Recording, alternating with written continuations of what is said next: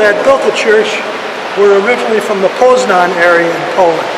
And as you can see, they gave everything they had to build the church. The original church was built 1891. It was where the hall is, where you're going to be eating dinner. And so the folks that settled in this area came for the manufacturing that came in this area. There are already two Polish churches here, St. Adalbert's in Berea and St. Stanislaus over by Slavic Village. But because of the manufacturing, they wanted their own church built here.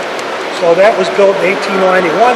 And this church, around 1916, was when this church was built. So that it's just a wonderful tribute to the people that first came to build this church. The altar is made out of wood, ivory, and marble. It comes from a company in Chicago, still in business. On the railing there, above the railing, below the clouds, you'll see two angels. Over 100 years ago, of course, there wasn't running water, so that they had to bring up water from Dome Brook, 2 blocks away, carrying the water buckets up. And the artist caught 2 of the faces of the kids carrying water buckets up 100 years ago and put them on those angels' faces, as you see there on the left. The piata is our most valuable item. The reason it's so rare is that it has St. John with it. And you don't see piatas with St. John in it. And also the factory burned down, making only a couple, which made it extremely rare. That's our most valued possession. As you may have heard, this church closed in 2009. On the day that this church closed, Bishop Lennon had to come here. There was a makeshift podium here in November of 2009. And as I remember, he came up to speak. And it was mostly the ladies in the church, as I remember. They came up here, made the sign of the cross, and they went to the back and started chanting the Polish Solidarity protest songs of what the bishop was trying to do to the church. Sadly, the church closed.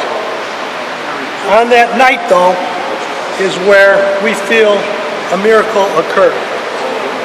Our parishioner, Dr. Klemyak, had a dream, and he had a dream from the Blessed Mother.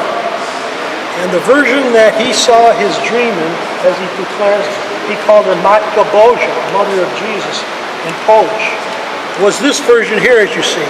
Do you see the Lady of Czestochowa version, the dark version? In his dream, that's what he saw. And he recited that over and over, that she told him, do not leave me, do not abandon me. So that he called his friends the next morning, after the dream, after the church closed, and said, I've had this dream. So his friends said to Dr. Klemyak, well, what can we do? The church is closed. Well, he said, we're going to go pray. We're going to go pray outside the locked gates. And this is where gentlemen like Dan Hansen joined us and covered us, because the people out there prayed every Sunday at 11:30 for 2.5 years. Rain, snow, whatever. Some of the other churches that heard about the praying, St. Pat's over there in Rocky River, St. Wendelin, St. Emirates, heard about the prayers to Mary. So they called. At 11:30 the prayers would start. They do their own prayers at their church, locked churches too.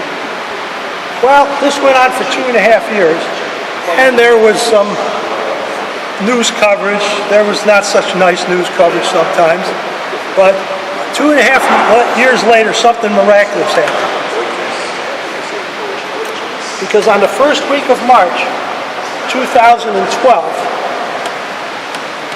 the Vatican in Rome, for the first time, said, we're going to open some of these churches. St. Casimir being one. Some of the others being the ones that also prayed to Mary outside the locked gates. 13. Yes, exactly. So that the people were so happy, they came down. It was a warm Thursday in March. They came down to hug each other, they cried, and they gave thanks that their prayers were going to be answered. And so that this was so wonderful, and we didn't realize until a little bit later on when this happened. It happened on the first week of March. Anybody know whose feast day it is on the first week of March? Some people. This guy knows his stuff. This guy knows his stuff. You see in the middle there, that's St. Casimir. You know what St. Casimir is known for? When he died, he used to recite a poem to Mary every day. They buried the poem with him to Mary. Not only that, and I get shook up when I talk about this, because the descriptions of St. Casimir in historical books are, when he was a little boy, he used to come to his church early when the gates were locked and pray, like the people out there did for 2.5 years. That's why we feel it's more than a coincidence. The people were so happy. The announcement of the first Mass was going to be July 15th, 2012, and 1,200 people came in here on a day like this, wasn't it, Dan? Oh, yeah. It was hot like that. 1,200 people stuffed this place, and they gave thanks for the miracle that happened. And the plain dealer, this wasn't planned, did a beautiful story about the reopening of the church. On the front page of the plain dealer, and again, this wasn't planned, here's what appeared. The picture that Dr. Fleming dreamed about. So the whole world could see now that the Blessed Mother said, and people kept their promise, and people are still keeping their promise by coming here. This covenant that has been created here. I know of 6 miracles now that have occurred after the church is reopened. The latest one occurred in December last year. But the Blessed Mother said, "Do not leave me," and you are here. So that's why we feel this place is so special, and you are here today, and you haven't left. None of you. And I thank you so much for being here today at St. Casimir. It's always a delight. Thank you, Dan.